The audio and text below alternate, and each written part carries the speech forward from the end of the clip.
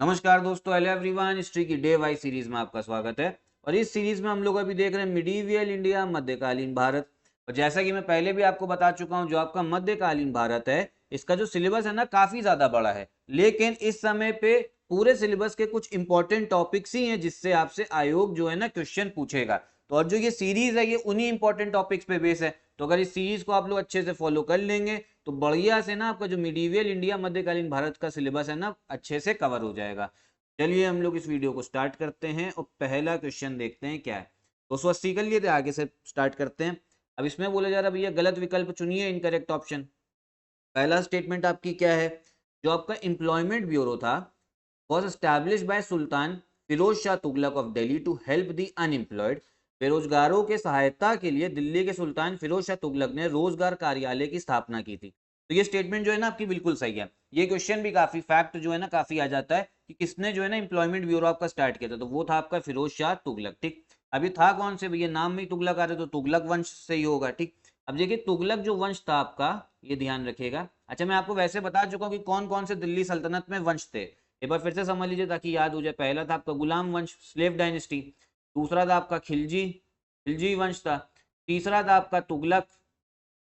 फिर आपका फोर्थ वाला था सैयद वंश। ठीक, और फिर पांचवा वाला था लोधी डायनेस्टी। ठीक है, तो ये जो है आपको ध्यान रखना है। और फिरोज शाह तुगलक आपका कौन सी जो तुगलक वंश है इसमें। अब तुगलक वंश में भी भैया आपका जो पहला रूलर थे उनका नाम था गियासुद्दीन तुगलक, गियासुद्दीन तुगलक। जो दूसरा रूलर था उसका नाम था मोहम्मद बिन तुगलक, ये काफी फेमस है। कौन? मोहम्मद बिन तुगलक। और फिर मोहम्मद बिन तुगलक के बाद में आता है आपका फिरोज शाह। ठीक है, तो ये चीज ध्यान रखनी है। तो इसी फिरोज शाह तुगलक ने ही आपके क्या बनवाया है, एम्प्लॉयमेंट ब्यूरो। एक फैक्ट देखिए, फिरोज शाह तुगलक को लेकर जब बात कर ही रहे हैं तो दो तीन इंपॉर्टेंट फैक्ट आप लोग याद कर ही लीजिए। पहली चीज तो ये भैया, ये ही पहले रूलर बने थे जिन्होंने जो आपका जिजिया एक टैक्स था ना, जिजिया कर, उसको अलग करा था। ठीक है, उसको एक अलग टैक्स के रूप में पेश करा था। पहले क्या था आपका जो जिजिया टैक्स था, ये जो आपका लैंड रेवेन्यू था ना, भू राजस्व, जो जमीन से आपका टैक्स आता था उसी का हिस्सा होता था। जो फिरोज शाह तुगलक थे ना, इन्होंने क्या किया, लैंड रेवेन्यू भू राजस्व से आपका जिजिया जो कर है ना हटा दिया और बोला ये एक अलग कर है। ठीक है, मतलब हटा के एक अलग कर जो है उसको उसको पेश करा। ठीक, अभी जिजिया क्या था, जो भी आपके इनके साम्राज्य में जो नॉन मुस्लिम लोग थे, जो मुस्लिम धर्म को नहीं मानते थे, उनको एक टैक्स देना होता था सरकार को, ताकि सरकार उनको प्रोटेक्ट कर सके। अब इसमें से कुछ लोग जो है ना, कुछ लोग इसमें एग्जेम्प्ट होते थे जिनको नहीं देना होता था टैक्स। जैसे आपकी महिलाएं हो गई, ठीक है, फिर आपके जो बुजुर्ग लोग हैं उनको भी नहीं देना होता था, बच्चों को भी नहीं देना होता था, चिल्ड्रन को। बाकी सब लोगों को जो जिजिया टैक्स है ना देना होता था, जो मुस्लिम धर्म को नहीं मानते हैं। अब होता क्या था भैया, टैक्स लग रहा है तो उस वजह से जो लोग धर्म को नहीं मान रहे, मुस्लिम धर्म को, उनको टैक्स देना है, तो वो टैक्स से बचने के लिए क्या करते थे, अपना जो धर्म है ना धर्म परिवर्तन कर लेते थे। ठीक है, तो ये जो चीज आप ध्यान रखिएगा। साथ ही साथ पहली चीज तो मैंने आपको ये बताई, एक चीज और समझिए, फिरोज शाह तुगलक ही एक पहले रूलर थे।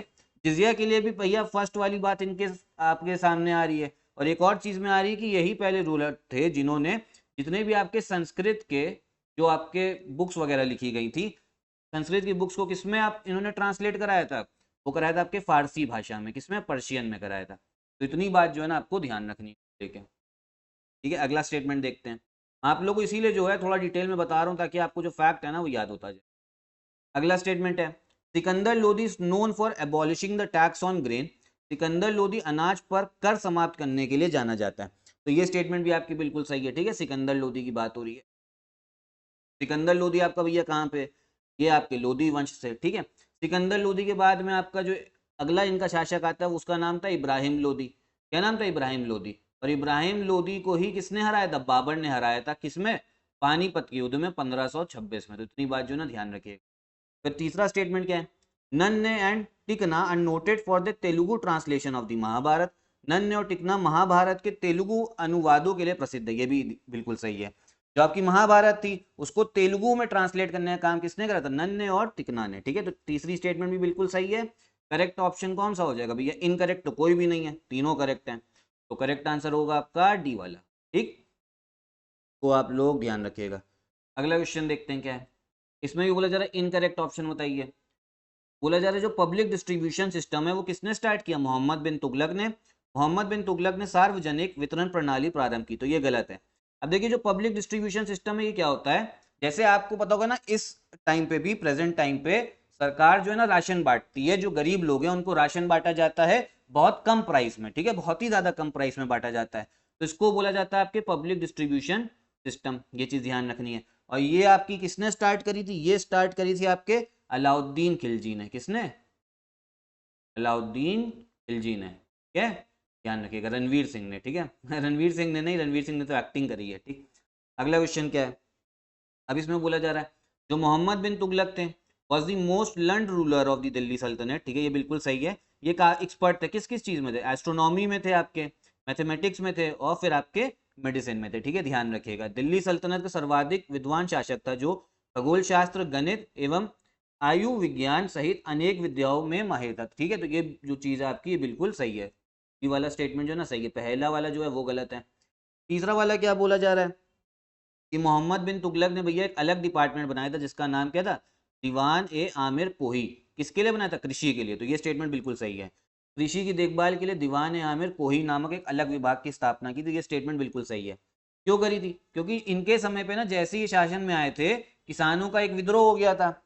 जब किसानों का विद्रोह हुआ, उसके बाद में क्या हुआ? उसके बाद में आपका एक फैमिन आ गई। फैमिन क्या होता है? भुखमरी। ठीक है, फसल वसल कुछ है नहीं, किसी भी कारण से हो सकती है, या तो बारिश नहीं होगी, या आपका कीड़ों का अटैक हो गया होगा, किसी वजह से फसल जो बर्बाद होगी, खाने को कुछ नहीं है। अब जब फेमिन आ गया तो उन्होंने कहा कि देखो कृषि पे ना ध्यान देना, क्योंकि अगर कृषि पे ध्यान नहीं दिया तो जो आपका किसान है ना वो विद्रोह कर देगा। तीसरा स्टेटमेंट भी सही है। कौन सा वाला गलत है? वो आपका पहले वाला। किसने स्टार्ट करा था? अलाउद्दीन खिलजी ने। करेक्ट आंसर हो जाएगा आपका ए। ठीक, ध्यान रखिएगा। अगला क्वेश्चन देखते हैं क्या है। Muslim powers was establish in India after second battle of Tarain. Tarain के द्वितीय युद्ध के बाद भारत में मुस्लिम शक्तियों की स्थापना हुई थी। स्टेटमेंट बिल्कुल सही है। तराइन का दूसरा युद्ध कब हुआ? 1192 में। किसके किसके बीच में? मोहम्मद गोरी और आपके पृथ्वीराज चौहान के बीच में। कौन जीता था? मोहम्मद गोरी जीता था। पहला युद्ध तराइन के जीते थे पृथ्वीराज चौहान, पिछली वीडियोस में बात कर चुके हैं। इसी के बाद में ना आपका जो मुस्लिम पावर है वो इंडिया में अपना शासन करने लगी। अब आप कहोगे भैया मैं गजनी भी तो आया है, गजनी पहले आया है। गजनी आपका 1000 से लेके 1027 के बीच में आया है। ठीक है, ये ध्यान रखिएगा। लेकिन गजनी जो है ना वो भारत में सिर्फ लूट करने आया था। यहाँ का सोना चुरा लो, मंदिरों से सोना चुरा लो, ठीक है, लूट करके वापस चले जाओ अपने भैया शहर में। लेकिन गोरी जो है ना, मोहम्मद गोरी, वो यहाँ पे लूट करने भी आया था, शासन करने भी आया था। ठीक है, तो ये चीज ध्यान रखनी है। आगे क्या बोला जा रहा है? Balban in his inscription on the walls of the mosque of Garhmukteshwar has called himself the helper of the caliph. ठीक है, सही है। ये जो आपकी जगह है ना गरमुक्तेश्वर, ये आपके उत्तर प्रदेश में ही आती है, हापुड़ जिले में। बलबन ने गुरमुक्तेश्वर की मस्जिद की दीवारों पर अपने शिलालेख में स्वयं को खलीफा का सहायक कहा है। ठीक है, ये बिल्कुल सही है। अभी शिलालेख इंस्क्रिप्शन क्या होता है? जो आपका पत्थरों पे गड़वा देते हैं, लिख देते हैं। ठीक है, अब इसमें इन्होंने क्या बोला? जो खलीफा है, खलीफा कौन होता था? जो मुस्लिमों का आपका पॉलिटिकल लीडर भी है, राजनीतिक आपके नेता भी है, और धार्मिक नेता भी है। ठीक है, धार्मिक नेता भी है और राजनीतिक नेता, ध्यान रखना, उनका हेल्पर बोला था। तो ये स्टेटमेंट जो है ये भी आपकी बिल्कुल सही है। तीसरी वाली क्या बोला जा रहा है? Turks had a hand in overthrowing Razia Begum. Razia Begum को हटाने में तुर्कों का हाथ था। तो ये जो स्टेटमेंट ये भी बिल्कुल सही है, क्योंकि मैंने आपको पिछली वीडियो में बताया था कि इल्तुतमिश जो थे ये आपके गुलाम वंश का था। ठीक है, तो इल्तुतमिश का भैया बेटे भी थे, लेकिन इनको लगता था इनका जो बेटा है ना वो कोई भी लायक नहीं है शासन करने के लिए, तो इसीलिए इन्होंने अपनी जो बेटी थी रजिया सुल्तान, इसको सुल्तान बना दिया था, रजिया बेगम को। लेकिन उस समय पे जो आपके अधिकारी होते थे, नोबल्स, उनको ये पसंद नहीं आया कि हमें किसी महिला के अंडर में कैसे काम कर सकें। ठीक है, महिला शासक है, उनको भैया बर्दाश्त नहीं हुआ, इसीलिए उन्होंने काफी जो है कॉन्स्पिरेसी षड्यंत्र रचा था रजिया बेगम को हटाने के लिए। ठीक, तीसरा वाला भी आपका सही है। अब इसमें करेक्ट आंसर आपका कौन सा हो जाएगा? करेक्ट आंसर होगा आपका डी वाला, सभी सही है। ठीक है, तो D all of the above. अगला क्वेश्चन क्या है? इसमें बोला जा रहा है कि दिल्ली सल्तनत के निम्नलिखित सुल्तानों में से कौन मंगोल नेता चंगेज खान का समकालीन था, कंटेम्प्रेरी था, मतलब उसी के समय पे, चंगेज खान के समय पे ही कौन सा आपका दिल्ली का सुल्तान था? तो ये भी पिछली वीडियो में बताया, वो था आपका इल्तुतमिश। ठीक है, इल्तुतमिश था। अब देखिए इल्तुतमिश के समय पे वो उत्तर भारत में आपका रूल कर रहा था। तो जो ये लोग कौन थे? मंगोल थे। अब ये मंगोल ना यहाँ पे आपके भारत के नॉर्थ वेस्ट में तक आ गए थे आपके। ठीक है, उसमें जो मेन इनका लीडर था वो कौन था? चंगेज खान, काफी फेमस है, काफी बड़ा इन्होंने साम्राज्य बनाया था। तो किसके समय पे आया था? ये आया था भैया आपके इल्तुतमिश के समय पे। अगला क्वेश्चन क्या है? अब देखिए ये थोड़ा सा क्वेश्चन जो है ना आपके हल्का सा मॉडर्न इंडिया में चला गया, लेकिन तब भी हम लोग देखते हैं। अब ये बोला गया 1755 में क्या था? आपके हैदर अली ने दिंडीगल मैसूर में भैया एक आपकी क्या खोली थी? मॉडर्न आर्मरी, मतलब हथियारों की एक फैक्ट्री। 1755 में हैदर अली द्वारा दिंडीगल मैसूर में एक आधुनिक आपका सशस्त्रगार स्थापित किया गया था। तो बिल्कुल सही है, ठीक है। क्यों करा था ये? इन्होंने करा था किसके, जो फ्रांसीसी लोग थे ना, फ्रेंच लोग, उनकी मदद से करा था। अब किस लिए करा था? क्योंकि भैया भारत में ना उस समय भैया अंग्रेज लोग जो थे ना वो अलग अलग कब्जा करे जा रहे थे, तो उन्हीं को हराने के लिए ना इन्होंने फ्रांसीसियों की मदद करी ली थी एक फैक्ट्री खोलने के लिए, कि जो एकदम मॉडर्न आपके हथियार होंगे, क्योंकि अंग्रेज लोग भी जो थे वो तो मॉडर्न हथियार लेके आए हुए थे। तो स्टेटमेंट जो है बिल्कुल सही है आपका। अगला स्टेटमेंट आपका क्या बोला जा रहा है कि जो आपके मराठा थे, in the administration of the Marathas Kulkarni was called the लेखपाल ऑफ द विलेज। मराठाओं के प्रशासन में कुलकर्णी को गांव का लेखपाल कहा जाता था। ये भी बिल्कुल सही है।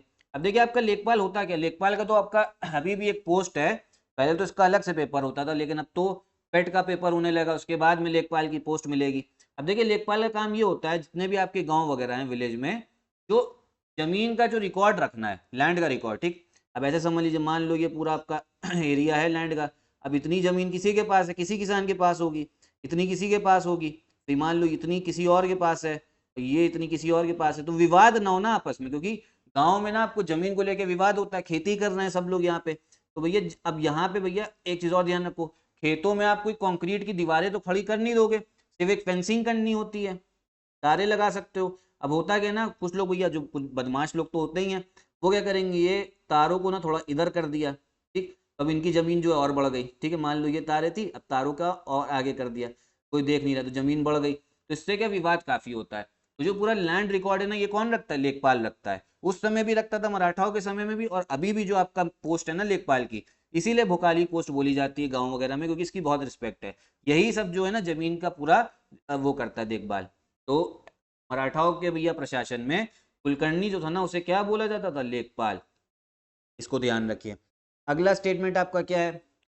असफ खान ने रानी दुर्गावती के खिलाफ मुगल अभियान का नेतृत्व किया था। Asaf Khan led the Mughal campaign against Rani Durgavati. तो ये जो स्टेटमेंट है ये भी आपकी बिल्कुल सही है। रानी दुर्गावती थी आपकी, जो गोंदवाना रीजन था ना, गोंदवाना क्षेत्र, उसकी आपकी महारानी थी, उस समय पे रानी थी, ठीक है। गोंदवाना आपको इधर ऐसे दिखेगा, ये जो रीजन है ना ये दिखेगा आपको गोंदवाना। तो ये कौन गया था? असफ खान गया था इनके खिलाफ में लड़ाई करने। तो ये स्टेटमेंट जो है ये भी सही है। करेक्ट आंसर आपका कौन सा हो जाएगा? डी वाला, क्योंकि तीनों जो है ना तीनों सही हैं आप। अब अगला क्वेश्चन देखते हैं क्या बोला जा रहा है। इसमें भी भैया गलत विकल्प चुनना है। तुर्की भाषा तुर्की शासकों की मातृभाषा थी। तो स्टेटमेंट बिल्कुल सही है। जो भी आपके टर्किश रूलर थे ना, तुर्की शासक, ये कौन थे? जो आपका मोहम्मद गोरी था, फिर उसके बाद में ऐबक आया, गुलाम जो था गोरी का, ठीक है, फिर आपका इल्तुतमिश, सब तुर्की शासक थे। तो इनकी जो मातृभाषा थी, मदर टंग, वो क्या थी? टर्किश लैंग्वेज थी। मदर टंग क्या होता है? जो अपने भैया इंसान घर में ही सीख जाता है स्कूल जाने से पहले। जैसे आप लोग हिंदी सीखे हैं, बहुत से लोग भैया साउथ इंडिया में कौन सी भाषा सीखते हैं? तमिल सीखते हैं, तेलुगु सीखते हैं। तो सबकी मदर टंग जो है ना अलग अलग होती है। फिर जो इनकी भैया प्रशासनिक भाषा थी वो थी आपकी फारसी। कौन सी थी? Persian language. तो ये ध्यान रखिए, पहला भी सही दूसरा भी सही है। ये आपके टर्किश रूलर की बात हो रही है। बाद में जब आपके मुगल लोग आए ना, मुगल लोग तो काफी बाद में आए हैं, तो मुगलों की भी जो आपकी प्रशासनिक भाषा थी ना वो फारसी थी। फिर अरबी भाषा तुर्की शासकों के धार्मिक कार्यों की भाषा थी। ये स्टेटमेंट भी बिल्कुल सही है आपकी। समझे, मदर टंग मातृभाषा आपकी तुर्की भाषा है, फिर प्रशासनिक भाषा वो फारसी है, और फिर मान लीजिए जो धार्मिक कार्य करने उसमें कौन सी भाषा यूज करेंगे? अरबी भाषा, ठीक है। क्योंकि अरबी भाषा आपकी कहाँ की थी? अरबी भाषा जो थी वो आपकी सऊदी अरेबिया की थी ना, ठीक है। तो इसी वजह से ये लोग कौन सी भाषा यूज करते थे? अरबी भाषा है। तो ये स्टेटमेंट आपको ध्यान रखनी। करेक्ट आंसर कौन सा हो जाएगा? इनकरेक्ट पूछा गया था, तो ये तीनों सही है। आपका ऑप्शन कौन सा होगा? डी वाला। एक चीज और ध्यान रखिए, जो उर्दू भाषा ना ये तो काफी बाद में आई है। उर्दू भाषा किस किस भाषा से मिली है? ये भैया आपके तुर्की भाषा से भी मिलके बनी है, फिर आपकी पर्शियन फारसी भाषा से भी मिलके बनी है, अरेबियन अरबी भाषा से भी मिलके बनी है, और हिंदी। चारों भाषाओं का थोड़ा सा ये मिक्सचर है उर्दू, ठीक है। तो ये ध्यान रखिए। अगला क्वेश्चन देखते हैं क्या है। इसमें बोला जा रहा है, who among the following had translated the Shuka Saptati composed in Sanskrit language by Chintamani Bhatt into Persian under the name Tutinama. निम्नलिखित में से किसने चिंतामणि भट्ट द्वारा संस्कृत भाषा में रचित शुक सप्तती का तूतीनामा नाम से फारसी में अनुवाद किया था? ये बोला जा रहा है। तो ये किया था, किसने किया था भैया? आप लोग सोचो जरा। करेक्ट ऑप्शन जो है मेंशन नहीं है, डी वाला हो जाएगा, नन ऑफ द अबव। किया है आपके जियाउद्दीन नक्शबी ने, ठीक है। किसने किया? आपके शेख जियाउद्दीन नक्शबी ने। किसने? शेख जियाउद्दीन नक्शबी ने। ध्यान रखिएगा, ठीक है। अभी जो तूतीनामा है ना काफी फेमस है। इसमें क्या है ना, एक जो तोता होता है वो जो है कहानियां सुना रहा है, बहुत आपका चालाक तोता होता है, ठीक है, तो इतनी बात ध्यान रखें। अगला क्वेश्चन क्या है, इसमें फिर से वही फिरोज शाह तुगलक की बात हो गई। फिरोज शाह तुगलक के बारे में मैंने आपको 2-3 फैक्ट बता दिए। इसमें क्या बोला जा रहा है, इन्होंने वोकेशनल एजुकेशन स्टार्ट करी पहली बार।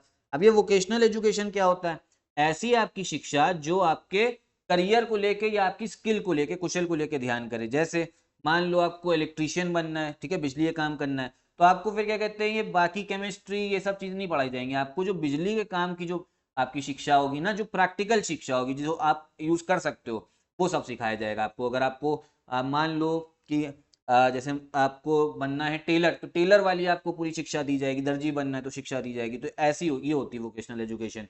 किसने स्टार्ट करी थी, फिरोज शाह तुगलक ने। फिर जौनपुर को क्या बोला जाता था, शिराज, शिराज ए हिंद, ये भी बिल्कुल सही है, शिराज ए हिंद के नाम से जाना जाता था जौनपुर को। फिर क्या बात हो रही है, ज्यादातर जो मिंट थी, ठीक है, मिंट क्या होता है आपके, आपका जो टकसाले होती, मतलब जहां पे जो सिक्के है ना बनते हैं, जो सिक्के बनते हैं, किसके समय पे थे, ये थे आपके मोहम्मद बिन तुगलक के समय में। बिल्कुल सही स्टेटमेंट है, मोहम्मद बिन तुगलक के समय में थी, ठीक है। क्यों थी ये मैं आपको अगली वीडियो में बताऊंगा, क्योंकि चलिए थोड़ा बहुत समझ लीजिए। इन्होंने टोकन करेंसी की स्टार्ट करी थी मोहम्मद बिन तुगलक ने, ठीक है। इनको पगला राजा भी बोला जाता है, क्योंकि रिफॉर्म्स जो है वो तो सही लेके आए थे, लेकिन उसका इंप्लीमेंटेशन सही नहीं करा पाए। कि टोकन करेंसी क्या होती है, इसके लिए मैं एक अलग से वीडियो बना दूंगा समझाने के लिए। ऐसे समझ लीजिए, जैसे अभी आपके पास 500 रुपए का नोट है, तो क्या 500 रुपए के नोट को बनाने में भी 500 रुपए की लागत आई है? नहीं, उसको बनाने में तो सिर्फ 10-15 की लागत आई होगी। तो ऐसी ही आप समझिए, उस समय पे सोने के सिक्के चल रहे हैं, चांदी के सिक्के, उन्होंने बोला कि नहीं, हम चलाएंगे सिक्के किसके, आपके ब्रॉन्ज कॉपर के चलाएंगे, ठीक है, और उसकी जो वैल्यू होगी ना वो आपकी चांदी के बराबर होगी। इसको मैं अलग वीडियो में समझा दूंगा, अभी सिर्फ इतना समझिए। तो करेक्ट ऑप्शन आपका कौन सा होगा, सभी आपके इसमें सही है, तो करेक्ट आंसर हो जाएगा डी वाला, ठीक है, में से कोई नहीं। अगला क्वेश्चन क्या है, इसमें भी भैया आपसे इनकरेक्ट पूछा जा रहा है। इल्तुतमिश भैया पहले सुल्तान थे जिन्होंने स्टार्ट किया tradition of writing mint on coins, तो ये भी बिल्कुल सही है। पहला सुल्तान था जिसने सिक्कों पर टकसाल लिखने की परंपरा शुरू की थी, बिल्कुल सही है, ठीक है, ये स्टेटमेंट जो है आपकी बिल्कुल सही। फिर क्या है, जो सल्तनत पीरियड था उसके शुरुआती सालों में कौन सी करेंसी सबसे ज्यादा चलती थी, देहली वाल, देहली वाल, ये बिल्कुल सही है। देहली वाली साम्राज्य में मुद्रा के रूप में प्रचलित था, क्यों, क्योंकि उस समय पे जो दिल्ली में ना काफी जो आपके जैन व्यापारी थे, जैन मर्चेंट, वो काफी रहते थे, ठीक है, काफी पैसे वाले थे, और वही लोग जो है सिक्का वहां पे बनता था, इसीलिए जो सिक्का बनता था दिल्ली में, इसलिए नाम पड़ गया देहली वाल, ठीक। फिर क्या बोला जा रहा है, तो सर्वप्रथम मोहम्मद बिन तुगलक ने ही अपने सोने के सिक्के पर कलमा खुदवाया था, स्टेटमेंट बिल्कुल सही है। किसने खुदवाया था, आपके मोहम्मद बिन तुगलक ने। तो इसका भी आपका जो करेक्ट आंसर होगा भैया कौन सा हो जाएगा, वो होगा आपका डी वाला, क्योंकि सब सही है, ठीक। अगला क्वेश्चन देखते हैं, in order to establish the Vrindavan as a place of pilgrimage, who among the following had sent 6 Goswamis over there. Vrindavan को तीर्थ स्थल के रूप में स्थापित करने के लिए निम्नलिखित में से किसने 6 गोस्वामियों को वहां भेजा था। तो ये भेजा है आपके चैतन्य ने, ठीक है, किसने भेजा है, चैतन्य ने भेजा, चैतन्य महाप्रभु इनका पूरा नाम था, ठीक है। ये आपके, अब ये आपके जो भक्ति पीरियड था ना आपका, भक्ति आपने मूवमेंट सुना होगा, ठीक है, उसके आपके ये क्या थे, सुधारक थे, ठीक है, भक्ति सुधारक थे। और यही पहले भक्ति मूवमेंट के पहले पर्सन थे, आपके इंसान थे जिन्होंने कीर्तन की भी शुरुआत की थी, ठीक है, कीर्तन की, ठीक। तो इतनी बात जो है ना ध्यान रखिएगा, ठीक। अब यही थी आपकी पूरी वीडियो। अगर आपको वीडियो पसंद आई हो तो लाइक करिएगा, चैनल सब्सक्राइब। यहीं पे मैं वीडियो भी खत्म करता हूँ। नमस्कार।